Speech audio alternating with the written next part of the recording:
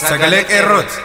Sagaleen qeerroo torbaanitti guyyaa 3 diddaa uummata Oromoo fi saboota cunqurfamoo impaayera biyyattiin mara akkasumas shira mootummaa abbaa irree wayyaanee kan gabaasudha.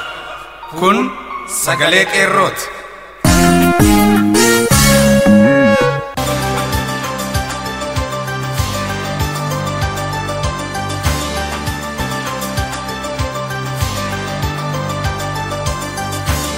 Soddoma bara 2015 kafuunee akkam jirtu dhaggeeffattoota keenya sagalee qeerroo qophii keenyaarraa eegallee jirra. Durarratti oduu isin dhageessifnaa, itti aansuun ammoo adda bilisummaa Oromoo dabalatee paartiilee mormituu 5 gamtaa uummachuun dhimma murteessaa fi deemsa qabsoo bilisummaa sabootaa kan saffisiisudha. Mata duree jedhuun ibsa qeerroo bilisummaa Oromoo irraa kenname qabanneerra isin biraan geenya. Wallee warraaqsaa qabsoo leellisanis qabna. Hanga xumura qophii keenyaatti waliin turaa isiniin jenna. An hariiroo jirgooti. Amma hangafoota oduun isin dhageessisa. Wayyaaneen wareegamuu barataa Tarreessaa Safaraan wal qabatee barattoonni yuunivarsiitiilee adda addaa barnoota dhaabaa jiraachuun beekame. Mooraa yuunivarsiitii Haramayaatti barattoonni nyaata lagachaa jiraachuun gaaffii mirgaa kaasaa jiraachuu qeerroon gabaase. Barataa siivil injineringii waggaa 4ffaa yuunivarsiitii Wallaggaa Aartist Hirphaa Fayyee loltoota wayyaaneen ukkaanfamuu qeerroon gabaase. Karoora maaster pilaanii Finfinnee hojiirra oolchuuf jecha guyyaa har'aarraa eegalee mariin aanaaleef tamsaafamuu fi magaalaa hoolotaa irraa wayyaaneen eegaluu qeerroon gabaase. Kan jedhanidha. Babal'ina oduuf jaalle biiftuu galmoo. Wayyaaneen wareegamuu barataa Tarreessaa Safaraan wal qabatee barattootni yuunivarsiitiilee adda addaa barnoota dhaabaa jiraachuun beekame. Yuunivarsiitii Mattuu dabalatee yuunivarsiitiin biroon barattootaan barumsa dhaabuu irratti argaman. Akkuma beekamu barataa sabboonaa Oromoof uummataaf falmuuf calkan hin jenne mooraa yuunivarsiitii Mattuu keessatti harka jal'ootaaf nama nyaataa mootummaa wayyaaneetiin ajjeefamuusaa barataan Tarreessaa Oromoon bakka jiru dhaga'ee gaddaan wayita guutame ta'uun isaa ifa. Guyyaa sabboonaan Oromoo kun ajjeefame kaasee mooraa yuunivarsiitii Mattuuf naannawaa ishee ilmaan Oromoo jirtu duukaa buusuudhaaf humni wayyaanee buufatee jiraachuunis yeroodhaa yerootti odeessi achii nu qaqqabaa jira. Haa ta'u malee gumaa barataa Tarreessaa baasuuf gaddi kan itti dhaga'amus uummata mooraa yuunivarsiitii Mattuu qofa miti. Akkasuma uummata jiraattota isaa bakka dhaloota isaa qofa miti. Kan uummata Oromoo hundaati. Mooraa yuunivarsiitii Mattuu, Jimmaa, Wallaggaa, Amboo, Bulee Horaaf madda walaabuu gadda sabboonaa Oromoo yuunivarsiitii Mattuutti diinaan ajjeefameef yeroo gaddaa irra jiraachuuf barattootni barumsa dhaabaa jiraachuun beekameera. Qaamni barataa Tarreessaa ajjeese itti gaafatamu malee barumsa hin barannu kan jedhan mooraa yuunivarsiitii Bulee Horaas akkanuma barumsa dhaabuun odeessi raggaasise jira. Kanumaan wal qabsiisuudhaan Oromiyaa magaalotaaf dhaabbilee barnootaa keessatti mootummaa wayyaanee balaaleffachuudhaan sochiin uumamee jiru daran wayyaanee yaaddessuurraan kan ka'e humnoonni waraana isaanii bakka uummanni keenya heddummatutti dhaabbilee barnootaatti ramadamaa akka jiran gabaasotni addeessu.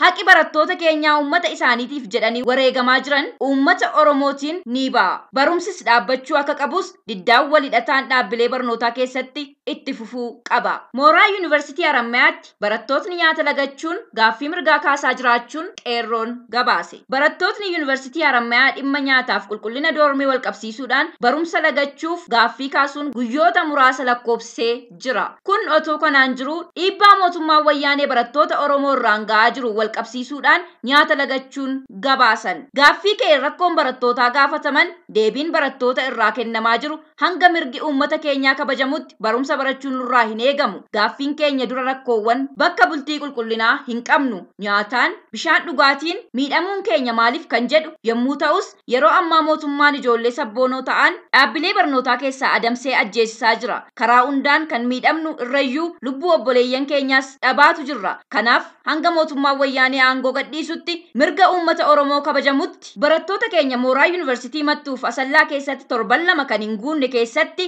harka wayyaaneetiin ajjeefamaniif itti gaafatamummaan mootummaa ta'uu qaba. Mirgi uummata keenya sarbamaa barachuun keenya maatii keenya boollatti gataa jiraachuu waan ta'eef jechuudhaan nyaata lagachuun barattootni gaaffii kaasan akka jiran qeerroon gabaasa dhiyeessee jira. Barataan siivil injineringii waggaa 4ffaa yuunivarsiitii Wallaggaa Aartist Hirphaa Fayyee loltoota wayyaaneen ukkaanfamuu qeerroon gabaase. Gabaasaan qeerroo bilisummaa yuunivarsiitii Wallaggaa akka beeksisetti ergama diinaa ta'uun dhiiga ilmaan Oromoo kan dhugaa tureef gochuma kanaan hoggansa yuunivarsiitii Wallaggaa keessatti ga'een kan kennameef Tsaggaa Ashabbir namni jedhamu dabarsee kennu isaatiin humna basaastuu ukkaamsituu godina Wallaggaa Bahaa Haayimadiin durfamutti yuunivarsiiticha keessaa fuudhanii konkolaataa lakkoofsa gabatee hin qabneen fuudhamee deemameera. Tsaggaa Ashabbir fincila diddaa garbummaa bara 2014 barattootni guutuu Oromiyaa geggeessan irratti barattoota Oromoo yuunivarsiitii Wallaggaa dabarsamanii harka diinaa bu'an irrattis nama hojjeteef gumiin aadaaf dagaagina afaan Oromoo yuunivarsiitii Wallaggaa akka dadhabuuf nama shoora gantummaa taphateedha. Tsaggaan irra deddeebiin qaama sabboontota Oromootiin gorsamus nama hin dhageenyee fi tika yuunivarsiitichaa Rabbirraa Abarraa wajjinis barattoota Oromootti roorrisaa akka jiraataniif kulloo godina Jimmaatti dhalate. Akka lakkoofsa Abashaatti bara 2008 keessa barnoota dadhabee yuunivarsiitii Jimmaarraa kan ari'ameef jireenyi waan itti ulfaateef hojii tikaatti kan bobba'e dhiiga ilmaan Oromoo dhugee ittiin jiraatu Haayimaditti akka dabarsanii nama laatan beekamaadha. Kanaafuu ilmaan Oromoo marti artist Hirphaa Fayyee akka harka diina jalaa ba'uuf haa tumsinu. Hirphaan barataa siivil injinariingii waggaa 4ffaa yuunivarsiitii Wallaggaa yeroo ta'u darara hedduun booda biyyaa kan baqateef barataa siivil injinariingii barreessaa Qaroo Dhiiga Boos artistii mootummaa abdii dhabuun keenya ni yaadatama. Oduu biraan barataa Buzaayyoo Garramuu injinariingii waggaa 2ffaa dabalatee miseensonni gumii guddina aadaa fi afaan Oromoo yuunivarsiitii Harammayaa 20 wayyaaneen ukkaanfamuun dhaga'ame. Mootummaa abbaa irree wayyaaneen wayita kana akkuma beekamu ilmaan Oromoo sabboonummaa qaban dhaabbilee barnoota olaanoo keessatti adamsuudhaan gocha ajjeechaa, ukkaamsaa, hidhaa fi barumsa irraa ari'uu ejjennoo godhatee akka itti fufee jiru uummata Oromoo jalaa kan dhokate miti. Haaluma kanaan bara barnootaa kana keessatti sochiin barattootni dhaabbilee barnootaa keessatti yeroo ammaa taasisaa jiran dura dhaabbannaa maaster pilaaniin kan wal qabate ta'ullee kun immoo mootummaa wayyaanee haalaan yaaddessuun isaa qabatamaadha. Kanaaf mootummaa wayyaanee kan barsiifateef kaayyeffate ilmaan Oromoo adda durummaadhaan gaaffii mirgaa kabachiisuu, mormii maaster pilaanii kana jabeessuun mooraa barnootaa keessatti sochii taasisan ukkaamsaa fi ajjeesaa jira. Torban lama kan hin guunne keessatti yuunivarsiitiiwwan garaagaraa irraa barattoonni ukkaanfamaa jiru. Gocha garaa nama nyaatu. Barataan Tarreessaa Samaraa jedhamu yuunivarsiitii Mattuutti tikoota wayyaaneen ajjeefamuun isaa kan hubatamedha. Kanumaan kan wal ilaalu yuunivarsiitii Harammayaatti gumiin guddina aadaa fi afaaniif seenaa Oromoof sababa ta'an gumiin dhaabbatee jiru miseensota gumichaa fi gumicha keessatti qooda olaanaa kan ba'an ijoolleen 20 ol ta'an ukkaanfamuu dhaga'amee jira. Haaluma kanaanis barattootni hedduun ukkaanfamaa barnoota irraa sari'amaa kan jiran gabaasni qeerroo moorichaa irraa addeessaa utuu jiru barataan Buzaayyoo Garramuu barataa injinariingii waggaa 2ffaa baratu yommuu ta'u tikoota wayyaaneen waggaa darbe erga mormii dhimma maaster pilaanii Oromiyaa keessatti fincila diddaa garbummaa finiinee kaasee barataan kun yeroodhaa yerootti doorsifamuun gabaafame. Kanumaan wal qabsiisuudhaan maqaa abaa'otiin ijoollee barattoota yuunivarsiitii qindeessu jedhuun kana dabaluunis odaan uffatte kun babal'ina siyaasa abaa'ooti jechuunis daandii irra osoo deemuu qabamuudhaan ID kaardii mooraa yuunivarsiitii irraa fuudhameen booda barumsa irraa akka ari'amu ta'ee ammas bakka buutiin isaa hin beekamin jira. Barataan kun sabboonummaa qabaachuuf Oromummaa isaaf qofa irraa kan hafe yakkaa fi badii tokko malee barumsa irraa ari'amuun gabaasonni dhufan kan ibsanidha. Akkasuma gochi isa fakkaatu barattoota hedduu mooraa sanaa dabalatee yuunivarsiitii biroo keessattis kan mul'ataa jiru ta'uu maddooleen qeerroo gabaasu. Dhuma irratti karoora maaster pilaanii Finfinnee hojiirra oolchuuf jecha guyyaa kaleessaa irraa eegalee mariin aanaalee taasifamu magaalaa hoolotaa irraa wayyaaneen eegaluu qeerroon gabaase. Mootummaan wayyaanee TPLF fi maaster pilaanii Finfinneef godina addaa naannawaa Finfinnee qotee bulaa lafa irraa buqqisuu dhuma baatii kanaa yookiin onkoloolessa 2015 hojiirra oolchuuf olii gadi raafamaa jira. Karoora maaster pilaanii uummanni Oromoo lubbuu isaa itti wareegamaa jiru hojiirra oolchuuf bakka bu'ooti wayyaanee TPLF fi dhaabbi OPDO'n torbee darbe kaadireef bulchitoota magaalaa Adaamaatti walitti qabuun karoora wayyaanee fudhachiisuuf ololaa turte yeroo ammaa kana guyyaa kaleessaa onkoloolessa 29 bara 2015 irraa eegalee godinaalee Oromiyaa hunda keessatti kaadireef ergamtoota aanaa hunda keessaa walitti qabuun olola uummata Oromoo qeerraa buqqisuu mariisisaa jirti. Haaluma kanaan godina addaa Oromiyaa naannawaa Finfinneetti kaadirootaaf ergamtoonni wayyaaneef amanamoo ta'an walitti guuruun magaalaa hoolotaa irratti mariisisaa jiru. Marii kana irratti kaadirooti OPDO miidhaa qotee bulaa Oromoo kanaaf quuqama gaaffis ta'e yaada tokko kennaa kan hin jirreef kaadirooti sammuun isaanii gabroome garaa isaaf dutu qotee bulaa qe'ee isaarraa buqqisuuf murtee darbe fudhachuu qophaa'uu isheetu mul'ata. Qeerroof sabboontoti Oromoo iddoo jiru ka'anii falmachuu akka qaban jaarmiyaan qeerroo bilisummaa ibsa baatii kana keessa baaseen beeksisee jira. Oduun har'aaf qabannee dhiyaanne kanuma. Qophiilee keenya afan waliin turtii gaarii.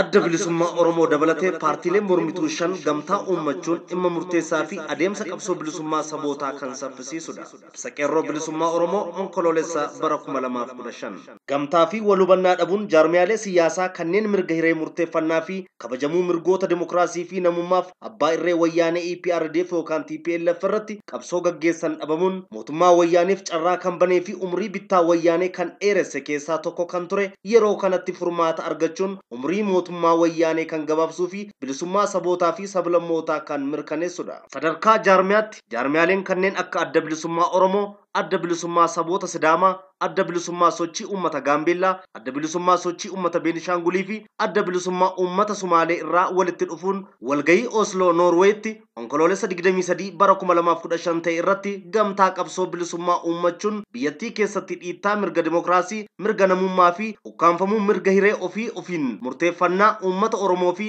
saboota kanneenii mootummaa wayyaanee EPRDF yookaan TPLFin ukkaanfamee jiru aangoo irraa qaarisuuf boqonnaa haaraa qabsoo bilisummaa keessatti uumamedha. Waan ta'eef nuti jaarmiyaaleen qeerroo dargaggoota Oromoo gamtaa uumame kana ni deeggarra, cinaa ni dhaabbanna, ni jabeessina. Walitti dhufeenyaa fi gamtaan kun illee biyya keessatti uummata Oromoo fi saboota kanneen gidduutti akka jabaatee itti fufuu irratti kan hojjennu ta'uu beeksifna. Adda bilisummaa Oromoo, adda bilisummaa uummata Sidaamaa, adda bilisummaa sochii uummata Gaambeellaa, adda bilisummaa sochii uummata Beenishaangulii fi adda bilisummaa uummata Sumaaleen walitti dhufeenya jaarmiyaalee hiree wal fakkaataa qabanii fi qabsoo bilisummaa saba isaaniif qabsoo gitaa gaggeessan gidduutti uumamee jiru ilaalchisuun nuti qeerroon bilisummaa Oromoo uummata Oromoo fi saboota hiree fakkaataa Oromoon qabanii fi jaarmiyaalee gamtaa kana hundeessan keessatti qooda qaban hundaaf ibsa gabaabaa qabxii 6 qabu dabarsine. Tokko, nuti qeerroon bilisummaa Oromoo tumsa gamtaa qabsoo bilisummaa furgaasuuf jaarmiyaaleen kun uuman ni dinqisiifanna.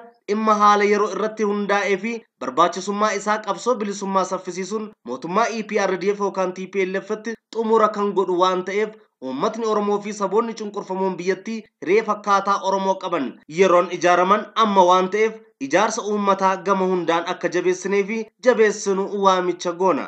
2.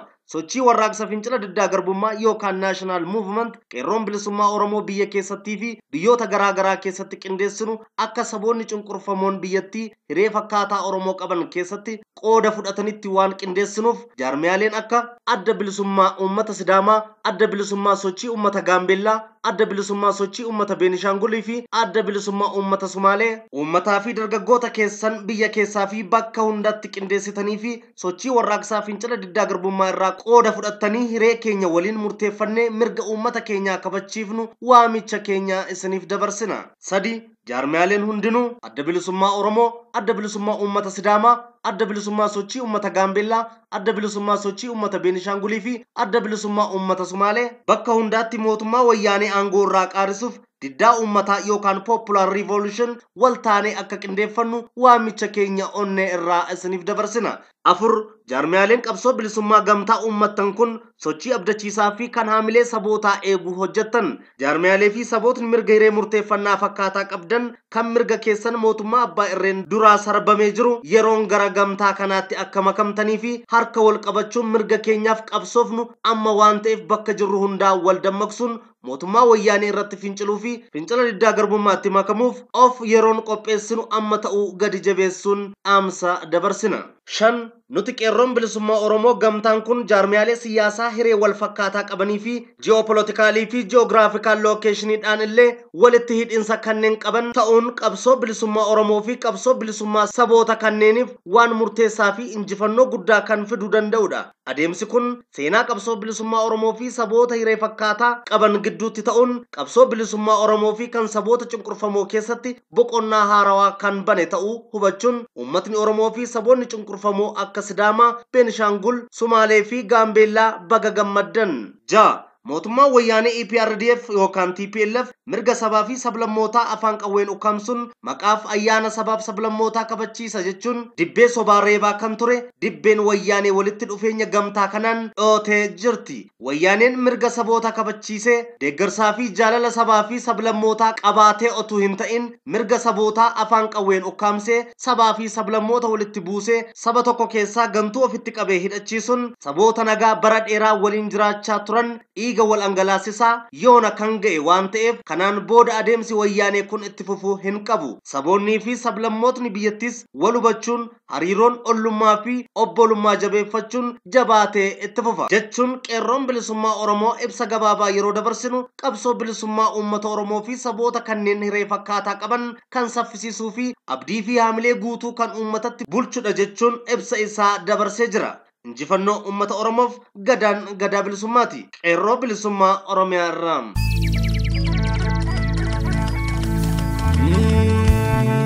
Dale farda gombisolu odolcha bule maaf sakalani odolcha bule maaf sakalani nuti sila jibamegnu mali badi kanu danani imalan bali sena danani gombisada matola uruba kuyu lomburakani uruba kuyu lomburakani kamega dandenyare ajeja mati tukudani ajeja mati tukudani dandi kallo salale uruba zule kitati kunna uruba zule kitati kunna me bulchi dubi na bultu akuma yero jedatti bulla akuma yero jedatti bulla jarana jarana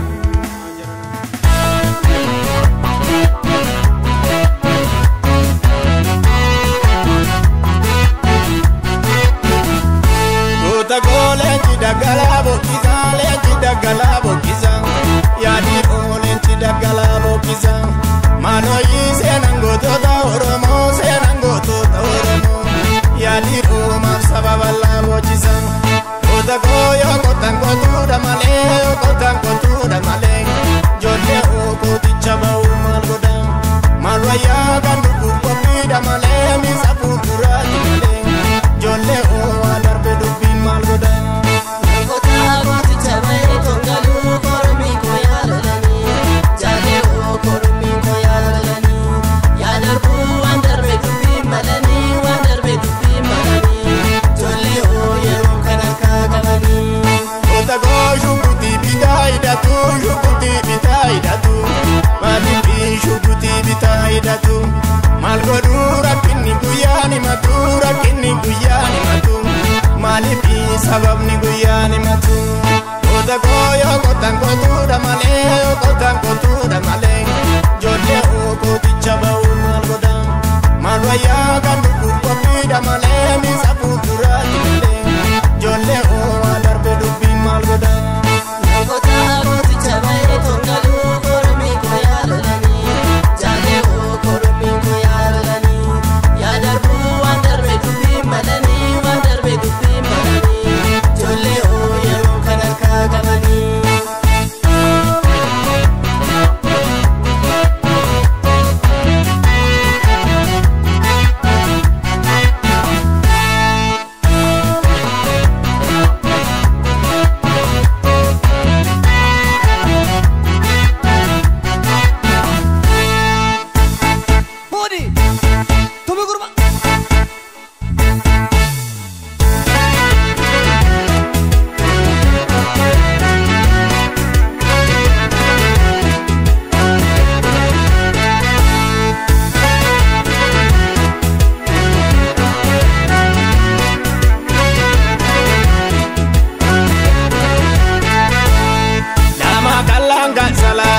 Borri bulenga namboti walla galenji barode matu iluta siega naga kabida bikode yero mowade gaera oksina eki bufera agaro ranji marobe badale bozo nidale borana danga muyale guji kubata siega dira garama tubeka kesa garako na pega kangere rura tibeka Arar gerandi iznani arsinga madi bachase bales garbu bitinese mencha koko tu zinega maltu garazi bagese wali rabaye bagane wala garayo tirane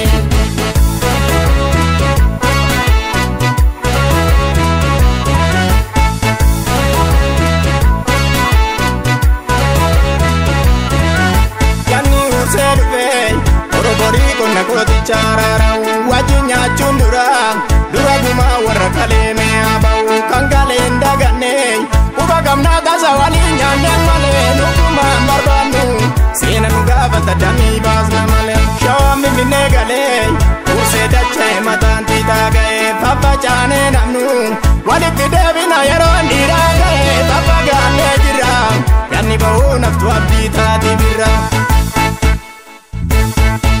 Yaabjuu baranaa tasana dhoowwate hirribni yoongachiise rafuu walitti nammiti mitini nama maatii safuu darbaa ta'ee badee lammiini goonni waa'ee nabu tuunni mootiin gamne bakka deemeen galu.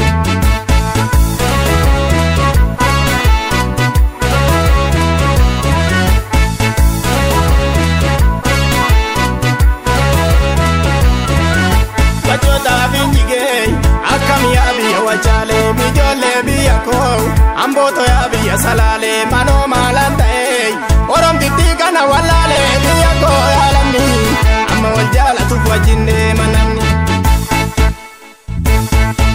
Finfinnee shaggarii garri olii tabba walakkaatu lama dhugaa dubbannu sanyii galtuun qabnu dhugaa qab lafa barris garbuu didee dhiiroo falma durooroo maaltu fide waayini roobee gannaan yaa'urrii laga cilaaloo wajjin nyaannee dhunee jara namaanu ganta maaloo ganganuu rakkannee lololtanii miti guyyaa maan mormanne.